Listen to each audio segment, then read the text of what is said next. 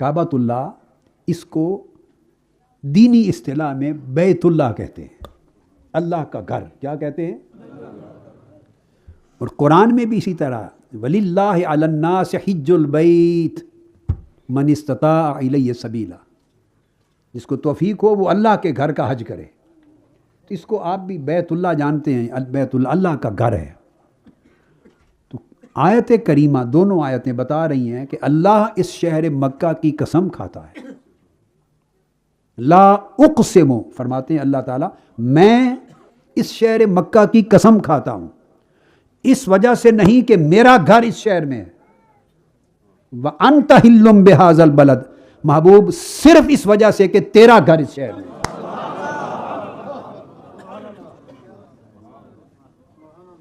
اس بات کو سمجھنے کی ضرورت ہے۔ کعبۃ اللہ کی فضیلت اپنی جگہ، شرق تا غرب پوری دنیا کے مسلمانوں کو آدم علیہ السلام کے زمانے سے لے کر ابراہیم علیہ السلام کے دور تک، پھر ابراہیم علیہ السلام نے تعبیر کیا اس وقت سے لے کر عہد نبوت تک، عہد نبوت محمدی تک، اور آقا علیہ السلام کے عہد مبارک سے لے کر آج تک اور آج سے قیامت تک پوری دنیا اسلام کے لوگ اس اللہ کے گھر کی طرف آتے رہیں گے۔ سفر ہر کوئی اسی گھر کی طرف کرتا رہے گا، حج اسی گھر کا ہوتا ہے، طواف اسی گھر کا ہے، حتیم اسی گھر میں ہے، حجر اسود اسی گھر میں ہے، صفا مروہ اسی گھر میں ہے، حرم اسی گھر کا ہے، کعبے کا حرم۔ تو لامحالہ ایک خیال ذہن میں جاتا ہے کہ چونکہ اللہ کا گھر ہے اور حج ہے اور عبادت اور نماز کی توجہ کا مرکز یہی ہے اور ساری دنیا اسی کی طرف رخ کرتی ہے، تو ما کعبۃ اللہ کی ان برکتوں اور عظمتوں کی وجہ سے اللہ رب العزت نے اس شہر مکہ کی قسم کھائی ہوگی۔ ایک فطری سوچ ہے جو انسان کی آتی ہے۔ تو اللہ رب العزت نے جب قسم کھا دی یہ فرما کر کہ لا اقسم بہذا البلد، کہ میں اس شہر مکہ کی، اس شہر کی قسم کھاتا ہوں، جب قسم کھا دی تو وہ عالم الغیب ہے، وہ لوگوں کی سوچوں کو جانتا ہے، ان کے ذہن میں کیا کیا خیال آ سکتے ہیں، ان خیالات کی سمتوں کو جانتا ہے، وہ خیال کیوں کب اور کیسے آ سکتا ہے، وہ کیوں کب کیسے کو بھی جانتا ہے۔ اس نے جانا کہ میں نے جب اس شہر مکہ کی قسم کھا لی ہے تو لوگ یہ سوچیں گے کہ اس وجہ سے کھائی ہے کہ میرا گھر یہاں ہے، کعبہ یہاں ہے، حج یہاں ہوتا ہے، عمرہ یہاں ہوتا ہے، اس وجہ سے قسم کھائی ہے۔ تو اس نے لوگوں کے ذہنوں میں ایسا خیال آنے سے قبل اس خیال کی جڑ کو کاٹ دیا کہ کوئی یہ خیال نہ کرے کہ میرا گھر کعبۃ اللہ یہاں ہے اس لیے قسم کھا رہا ہوں، نہیں، فقط اس لیے قسم کھا رہا ہوں کہ وَأَنْتَ حِلٌّ بِهَذَا الْبَلَدِ، محبوب آپ کا گھر اور آپ کا گھومنا پھرنا اس شہر میں ہے۔ اس شہر کی فضیلتیں اپنی جگہ، اس شہر کی برکتیں اپنی جگہ، اس شہر کی عظمتیں اپنی جگہ، اس شہر کے رتبے درجے اپنی جگہ، اس شہر کی حرمت اپنی جگہ، ہر شے اپنی جگہ حق ہے، اس کا انکار نہیں ہے، مگر ان ساری حرمتوں اور ساری عظمتوں اور ان ساری برکتوں، ان ساری سعادتوں اور ان ساری عظمتوں کے باوجود یہ شہر اللہ کے قسم کھانے کے قابل نہیں ہوا۔ اللہ نے ان حرمتوں، برکتوں، عظمتوں اور سعادتوں کی وجہ سے اس شہر کی قسم نہیں کھائی۔ ہاں، اس شہر کو ایک نسبت اور عظمت ایسی ملی ہے، ایک نسبت اور عظمت ایسی ملی ہے کہ اس نسبت نے اس شہر کو اللہ کی قسم کے قابل بنا دیا ہے، اس ایک نسبت نے۔ اور اللہ رب العزت نے صراحتاً دوسری آیت میں اس کو واضح کر دیا، فرمایا وَأَنْتَ حِلٌّ بِهَذَا الْبَلَدِ، لوگو میری قسم کو سن کر دھیان تمہارا کعبے کی طرف نہ چلا جائے، میری قسم سن کر صفا مروہ کی طرف نہ چلا جائے، میری قسم کا سن کر دھیان تمہارا حج اور عمرہ کی طرف نہ چلا جائے، حرمت شہر مکہ کی طرف نہ چلا جائے۔ ساری حرمتیں، برکتیں، عظمتیں اپنی جگہ، مگر میں رب ہو کر اس شہر مکہ کی جو قسم کھا رہا ہوں وہ صرف اس لیے کہ میرے مصطفیٰ کا گھر اور قیام و مسکن یہاں ہے۔ یہ تو دوسری آیت کریمہ کی معنوی مناسبت تھی، پہلی آیت تھی اللہ کی قسم کی تفسیر تھی، اللہ کی قسم کی علت بیان کر دی تھی۔ پھر اللہ رب العزت چونکہ رب ہے، یہ بھی امکان ہو سکتا ہے کہ اتنی وضاحت کے باوجود بھی کسی کے ذہن میں کوئی خیال آئے تو اللہ رب العزت نے اس پر ایک تیسری آیت وارد کر دی اسی پر، اور وہ کیا فرمایا؟ ووالد وما ولد. ایک اور قسم کھا دی کہ شہر مکہ کی قسم کھاتا ہوں صرف اس لیے کہ محبوب آپ کا قیام اور مسکن اس شہر کا ہے. اور پھر یہاں بات ختم نہیں کی، آگے آقا علیہ السلام کے میلاد کی قسم کھائی، الحم سے والناس تک، اور پہلے انبیاء علیہ السلام کی مقدس کتابوں اور صحیفوں تک. دیکھیے اللہ نے کسی پیغمبر کے میلاد کی قسم نہیں کھائی، صرف میلاد مصطفیٰ کی قسم کھائی ہے. پہلے شہر مکہ چونکہ مولد مصطفیٰ ہے، حضور کے میلاد کا شہر ہے، حضور کی ولادت کا مکان ہے، ولادت کی جگہ ہے، تو حضور کے مسکن و مولد کی قسم کھائی. اور پھر فرمایا ووالد وما ولد، اور قسم ہے ہر اس والد کی محبوب جس کے صلب سے آپ کا نور گزرتا رہا. اس والد کی تفسیر بیان کرتے ہوئے صحابہ کرام، تابعین، اتباع التابعین اور ائمہ تفسیر مفسرین نے آدم علیہ السلام کو بھی مراد لیا، ابراہیم علیہ السلام کو بھی مراد لیا، آقا علیہ السلام کے دادا کو جد امجد کو بھی مراد لیا. میری کتاب ہے کشف الغطاء فی معرفت الاقسام للمصطفیٰ، عربی میں ہے، یہ پوری کتاب عربی میں، اس میں نے یہ تمام تفصیلات حوالوں کے ساتھ ائمہ تفسیر اور صحابہ اور تابعین کے ریفرنسز کے ساتھ بیان کی. میں ان ڈیٹیلز میں نہیں جانا چاہ رہا، مگر اللہ رب العزت نے ایک عجیب قسم انداز اپنایا، قسم کھا. آدم علیہ السلام بھی جد الانبیاء ہیں، آقا علیہ السلام کا نور عالم بشریت میں ان کی صلب کے ذریعے منتقل ہوا، مگر تنہا ان کا نام نہیں لیا. ابراہیم علیہ السلام وہ پیغمبر ہیں جنہوں نے آقا علیہ السلام کی ولادت و بعثت کی یہاں کھڑے ہو کر دعا کی تھی کہ باری تعالیٰ مجھے اپنے محبوب مصطفیٰ کا دادا بنا دے. ربنا واجعلنا مسلمین لک ومن ذریتنا امتا مسلمتا لک، میری ذریت میں سے ایک نسل مسلمانوں کی بنا، اور مسلمانوں کی اس نسل میں سے وابعث فیہم رسولا منہم، اس میری ذریت میں سے، مسلمانوں کی اس نسل میں سے نبی آخر زمان کو پیدا کر تاکہ میں اس مصطفیٰ کا دادا کہلاؤں. تو ان کو مراد لیا گیا مگر ان کا بھی نام نہیں لیا، چونکہ آدم علیہ السلام سے لے کر سیدنا عبداللہ تک جتنے آباء و اجداد آقا علیہ السلام کی نسب مبارک میں آتے ہیں، ہر ایک کی پاک صلب سے حضور کا نور منتقل ہوتا رہا نا، ہر پاک صلب سے منتقل ہوتا رہا.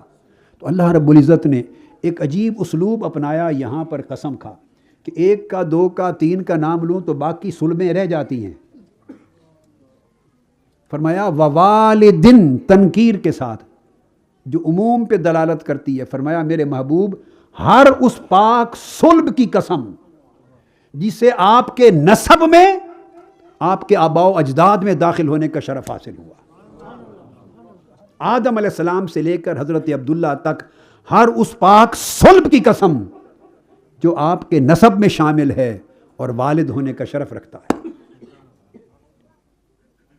تو ہر صلب کی قسم کھا لی، اور ختم کہاں بات کی؟ وما ولد، اور قسم اس مصطفیٰ کی جس کی یہاں ولادت ہوئی،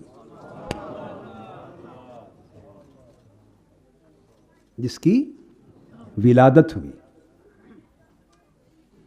اب جو بات میں عرض کرنا چاہتا ہوں وہ یہ کہ مکہ معظمہ ایک شہر ہے اور اس کے اندر کئی اماکن ہیں، ارد گرد مزدلفہ بھی ہے، عرفات بھی ہے، مینا بھی ہے، اور صفا مروہ بھی ہے، اور کعبۃ اللہ. یہ بے شمار اماکن مقدسہ ہیں، مقدس جگہیں ہیں، اور ان سب کی حرمتیں اور عظمتیں ہیں.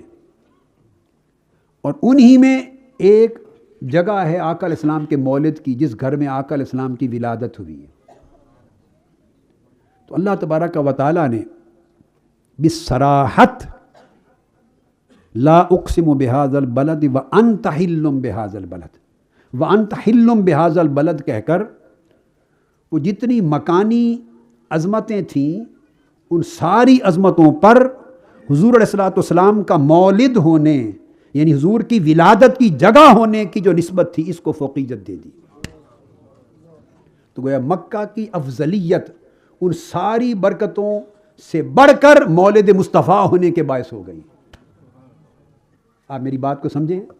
مکہ کی افضلیت حضور کا مولد یعنی مقام ولادت مصطفیٰ ہونے کے باعث مکہ کی افضلیت ساری فضیلتوں پر فوقیت لے گئی.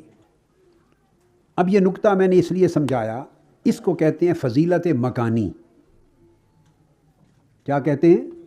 کہ ایک جگہ کی فضیلت باقی جگہوں کی فضیلتوں سے اوپر ہو جاتی ہے، فوقیت لے جاتی ہے. فضیلت مکانی. تو جس طرح اس کا قاعدہ آپ نے قرآن سے سمجھ لیا اور اس میں کسی مفسر کا اختلاف نہیں ہے. اگر آپ 1000 کتب تفسیر کی اٹھا لیں وَأَنْتَ حِلٌّ بِهَذَا الْبَلَدِ اور وجہ قسم الہی کی، کوئی اور سبب کسی ائمہ تفسیر میں سے کسی ایک نے بھی آج تک اس پر اختلاف نہیں کیا. یہ کوئی مسالک اور مکاتب فکر پر اختلاف کا مسئلہ نہیں ہے. جو تفسیر اٹھا لیں صحابہ اور تابعین کی تفاسیر سے لے کر متقدمین اور متاخرین اور معاصرین تک، میں نے آپ کو عرض کیا ایک مفسر بھی امت مسلمہ کی 1500 سال کی تاریخ میں اس سے مختلف تفسیر نہیں کرتا. اس قدر اجماع ہے اس پر. قرآن کی نص صریح ہے، گنجائش ہی نہیں دوسرے معنی کی. تو آپ سمجھ گئے فضیلت مکانی کا اصول. اب اس کو ذرا ذہن میں رکھیے کہ مکہ کو بہت سی فضیلتیں مختلف جگہوں کی نسبت سے حاصل تھیں، مگر نسبت محمدی کی فضیلت ساری مکانی فضیلتوں سے اوپر نکل گئی. میں ایک نقطے پر آپ کے ذہن کو مرکوز کر رہا ہوں. یعنی کعبۃ اللہ بھی ایک مکان ہے، تو اس کی مکانی فضیلت نیچے رہ گئی. مولد مصطفیٰ ہونے کی مکانی فضیلت سے، عرفات، مینا، مزدلفہ، ساری فضیلتیں. بھئی جب کعبۃ اللہ کی فضیلت نیچے رہ گئی مولد مصطفیٰ کی مکانی فضیلت کے مقابلے میں، تو باقی فضیلتیں تو پہلے کعبہ کے مقابلے میں نیچے ہیں. باقیوں کا تو مقابلہ ہی نہ رہا نا، ودڈرا ہو گئیں. جیسے آپ نے مکانی فضیلت کو یہ سمجھ لیا، یہ جو عظمت ہے، یہ جو ورچو ہے related to place, specific place, اسی طرح ورچو ہوتی ہے related to a specific time. So there are virtues related to places and virtues related to times. وہ فضیلت مکانی تھی. اب اسی کی روشنی میں فضیلت زمانی بھی ہے.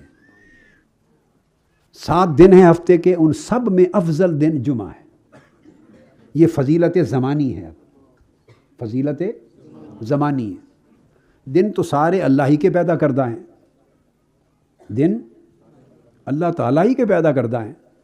تو جمعہ بھی اللہ تعالیٰ ہی کا پیدا کردہ تھا.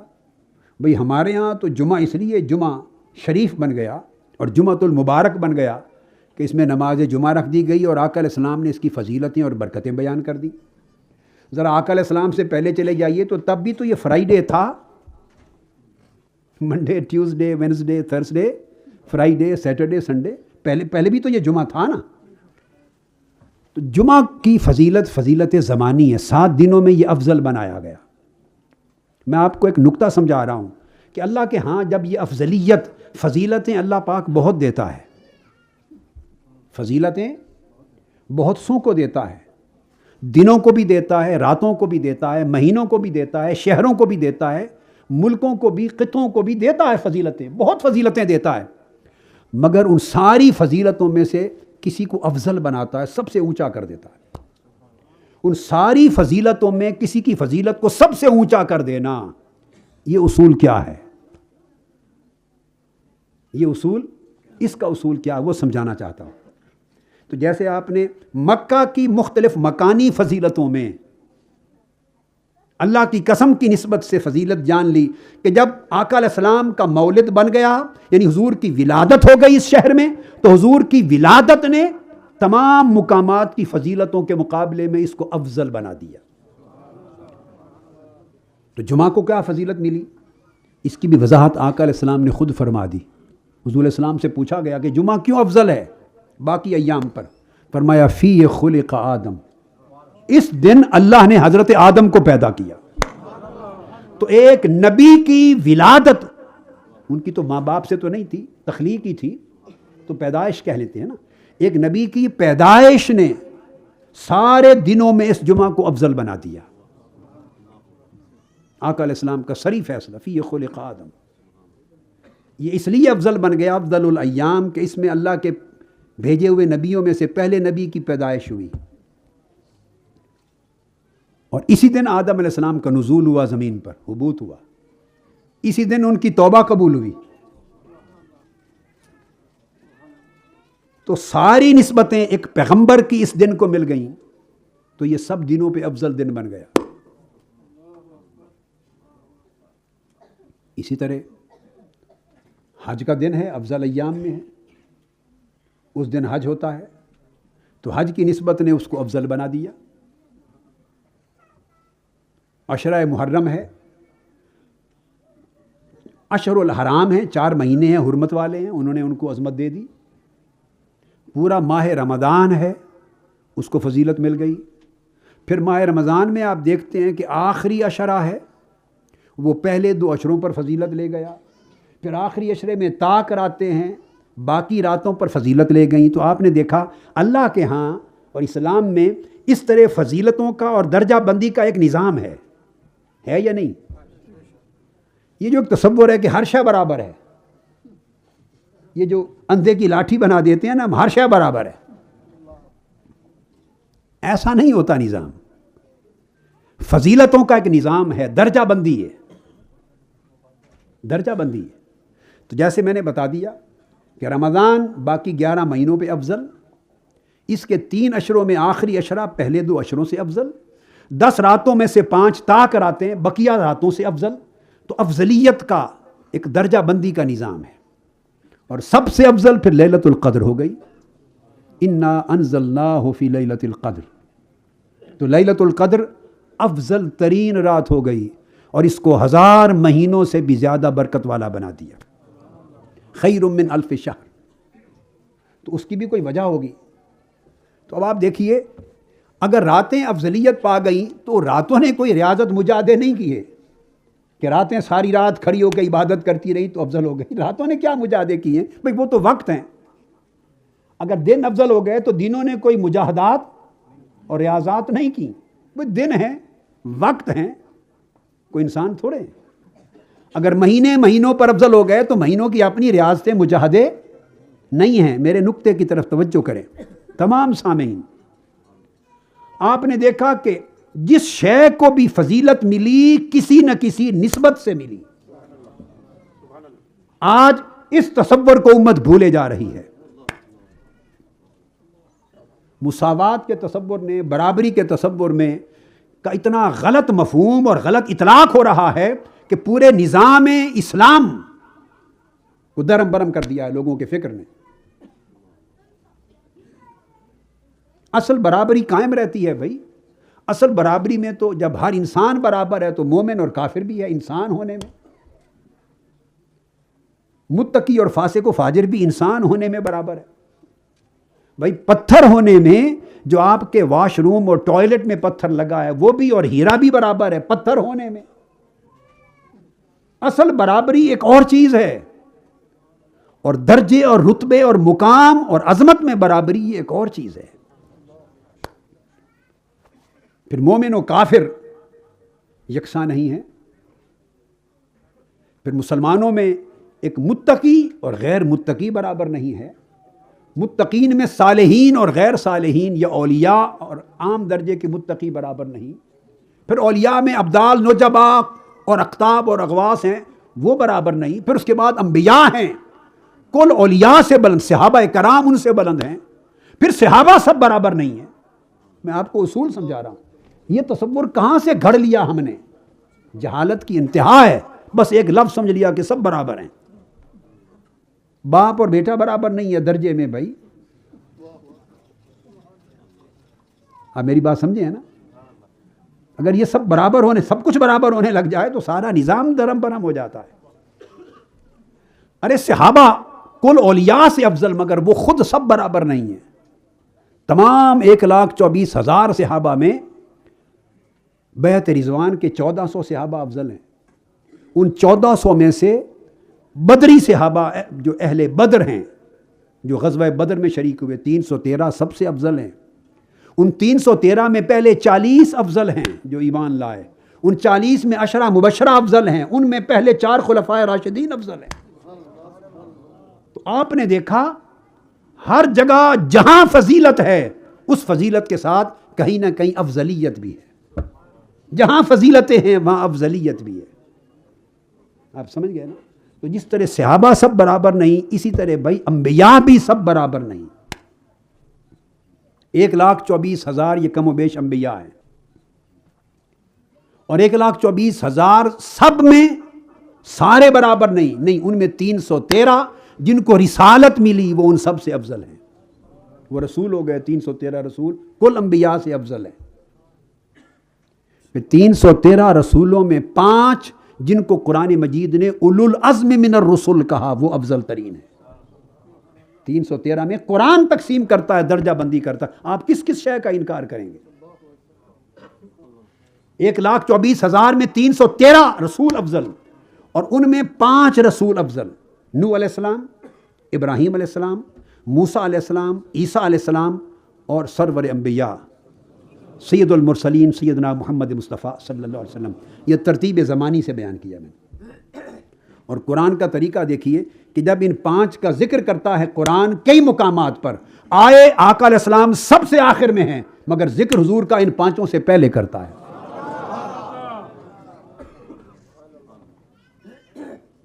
جہاں 5 کا ذکر آیا آقا علیہ السلام کا ذکر پہلے کرتا ہے، پھر باقی وَمِن کا وَمِن نوح وَإِبْرَاهِيمَ وَمُوسَى وَعِيسَى۔ یہ قرآن اس طرح کرتا ہے محبوب، جیسے آپ سے حلف لیا، میثاق لیا، اور نوح سے لیا، اور ابراہیم سے، اور موسیٰ سے، عیسیٰ سے، نوح علیہ السلام سے لے کے عیسیٰ علیہ السلام تک ترتیب وہی تاریخی ترتیب رکھی، جو پہلے اس کا ذکر پہلے نوح، پھر ابراہیم، پھر موسیٰ، پھر عیسیٰ، تاریخی ترتیب برقرار رکھی۔ اور اس ترتیب میں پھر آقا علیہ السلام کا ذکر اینڈ پر آنا چاہیے تھا، نہیں، مگر آخری نبی کو اٹھا کر ذکر میں پہلے کر دیا۔ تأخر زمانی تھا مگر تقدم ذکری کر دیا، ذکر میں پہلے۔ یہ تو آپ کو یاد نہیں رہیں گی، ایسی بہت سی آیتیں ہیں سورہ بقرہ کے پہلے رکوع کی، تو سادہ سی بات ہے یاد رکھنے کی، وہ یاد رہے گا، یؤمنون بما انزل الیک وما انزل من قبلک۔ جو ایمان لاتے ہیں اس وحی پر جو محبوب آپ پر اتاری گئی، اور جو وحی آپ سے پہلے اتاری گئی۔ تو جو پہلے اتاری گئی اس کا ذکر پہلے آنا چاہیے، جو بعد میں اتاری گئی اس کا ذکر بعد میں، مگر نظام اللہ کا نظام یہ ہے جو بعد میں آیا اس کا ذکر سب سے پہلے، رسول پاک صلی اللہ علیہ وسلم کا۔ تو مقصد بات کا یہ کہ افضلیت کا ایک نظام ہے۔ پھر رسولوں میں فرمایا تلک الرسل فضلنا بعضهم علی بعض، یہ سب رسول ہیں مگر ان میں بعضوں پر بعضوں کو ہم نے فضیلت دی ہے۔ تو قرآن مجید کی 3 پارے کی پہلی آیت نے صریحاً اصول ثابت کر دیا کہ سب برابر، بولیے، سب رسول برابر نہیں، سب نبی برابر نہیں، سب صحابہ برابر، سب انسان برابر نہیں۔ یہ برابری کا من گھڑت تصور جو ہم نے بنا رکھا ہے یہ اللہ کے نظام اور قرآن کی تعلیمات کے منافی ہے۔ وہ برابری اور شے ہے، وہ انسانی حقوق میں برابری ہے، وہ ہیومن ڈگنیٹی کی برابری ہے، وہ مسئلہ ہی اور ہے۔ تو جب آپ یہ سمجھے کہ جہاں بھی افضلیت آئی ہے، افضلیت کسی نہ کسی نسبت سے ملی ہے، تو لیلۃ القدر تمام راتوں سے افضل کیوں ہو گئی؟ صرف اس لیے کہ انا انزلناہ فی لیلۃ القدر، ہم نے اس قرآن کو لیلۃ القدر میں نازل کیا، اس زمین پر نہیں، آسمان دنیا پر، بیت العزت پر، لوح محفوظ سے بیت العزت پر، اوپر یہ سفر ہوا، مگر جب اتارا تو لیلۃ القدر تھی۔ تو قرآن کی نسبت میں ایک نسبت سے لیلۃ القدر کل راتوں سے افضل ہو گئی۔ تو اب یہاں تک اصول سمجھ گئے کہ اللہ تعالیٰ نے فضیلتیں دیں مگر جس کو بھی جو فضیلت دی وہ فضیلت کسی نسبت سے ملی، کسی نسبت سے ملی۔ تو اگر ہم نسبت کی اہمیت کا ہی انکار کر دیں اور نسبت کی اہمیت کا تصور ہی ختم کر دیں اپنے تصور دین سے، تو خدا جانے ہم نے کتنے ہزارہا قرآن اور سنت کے تصورات کا انکار کر ڈالا، آیات قرآنی اور حدیث نبوی کا انکار کر ڈالا۔ تو نسبت سے فضیلت ملی تو لیلۃ القدر افضل ہوئی سب راتوں سے نسبت قرآن کے باعث۔ اب یہاں تک آپ آ گئے، اب محدثین نے اور ائمہ نے اور علماء محققین نے اس پر گفتگو کی کہ ایک طرف لیلۃ القدر کی افضلیت ہے جو 1000 مہینوں سے بھی افضل ہے، تو یہ سوال اٹھا ائمہ علم کے ہاں کہ یہ جو لیلۃ المولد ہے، حضور کے میلاد کی رات، یہ زیادہ افضل ہے یا لیلۃ القدر؟ آج آپ ساری رات ہو گئی نا جاگ رہے ہیں، آج کی رات کا بھی جاگنا ہے اور 27ویں شب رمضان یا لیلۃ القدر جو بھی ہو تاک رات میں، اس رات کا بھی جاگنا ہے۔ مگر علمی نقطے کی طرف بعد میں آتا ہوں، ایک ذوقی فرق سمجھا دوں، ایک ذوقی فرق سمجھا دوں، یہ کتابوں میں نہیں آیا۔ لیلۃ القدر کا جاگنا بھی جاگنا ہے اور اس کا بڑا اجر ہے، اور شب میلاد کا جاگنا بھی جاگنا ہے۔ اللہ کی عزت کی قسم، لیلۃ القدر میں ہر کوئی جو جاگنے والا ہے وہ جاگتا ہے اپنی خاطر، ہر کوئی اپنی خاطر جاگتا ہے، میری بخشش ہو جائے، میرے گناہ معاف ہو جائیں، میری توبہ قبول ہو جائے، میری خطائیں معاف ہو جائیں، مجھے اجر مل جائے، مولا مجھے رزق بڑھا دے، بیماری ختم ہو جائے۔ ہر جاگنے والا شب قدر میں جاگتا ہے اپنی خاطر، مگر لیلۃ المیلاد میں ہر جاگنے والا اپنی خاطر نہیں جاگتا ہے، مصطفیٰ کی خاطر۔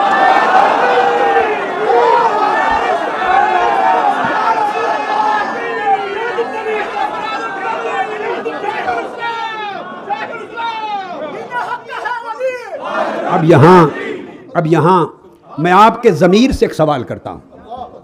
مینار پاکستان میں لاکھوں کی تعداد میں جاگنے والے عاشقوں اور پورے کرۂ ارضی پر ملینز کی تعداد میں آج کی رات حضور کا ذکر، حضور کی محبت کا ذکر، حضور کی شان کا ذکر، عظمت کا ذکر سننے کے لیے جاگنے والوں، میں آپ کے ضمیر سے، آپ کے شعور سے ایک سوال کرتا ہوں، آپ کے شعور سے۔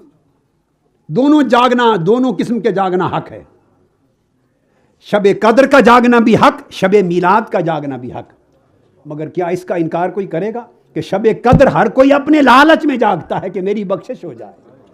چونکہ رب کائنات آسمان دنیا پہ اتر کے آواز دے رہا ہے کوئی مجھ سے معافی مانگنے والا میں معاف کر دوں، ہے کوئی مجھ سے رزق مانگنے والا میں رزق دے دوں، ہے کوئی مجھ سے سوال کرنے والا میں اس کا سوال پورا کر دوں، ہے کوئی مجھ سے شفا مانگنے والا شفا دے دوں۔ یہ تو بخاری اور مسلم کی حدیث ہے نا۔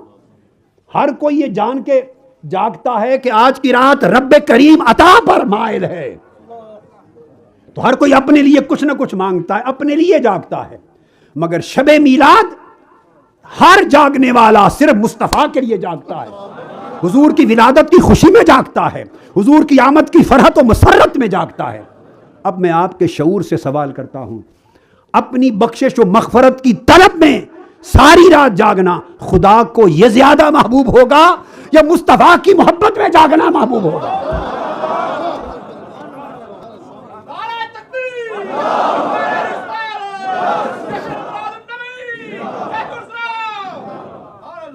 اللہ کو کس کا جاگنا زیادہ محبوب ہوگا؟ ایمان سے کہیے بھائی، اس میں نہ کوئی مسلک کا دھندا ہے، نہ کسی فرقے کا دھندا ہے، نہ کسی مذہب کا، نہ تفرقہ کا، نہ مسالک کا۔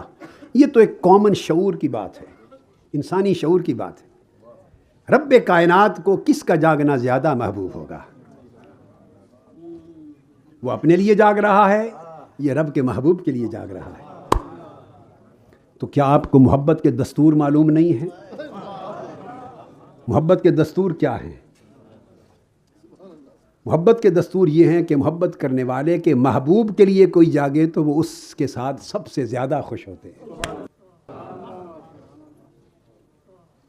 اس نے اپنا دستور بیان نہیں کر دیا، لا اقسم بہذا البلد وانت حل بہذا البلد، بے شک میرا گھر اس مکہ میں صحیح مگر اس وجہ سے قسم نہیں کھاتا، اس وجہ سے قسم کھاتا ہوں کہ میرے محبوب کا گھر یہاں ہے۔ تو اس نے واضح نہیں کر دیا کہ اس کا دستور محبت کیا ہے۔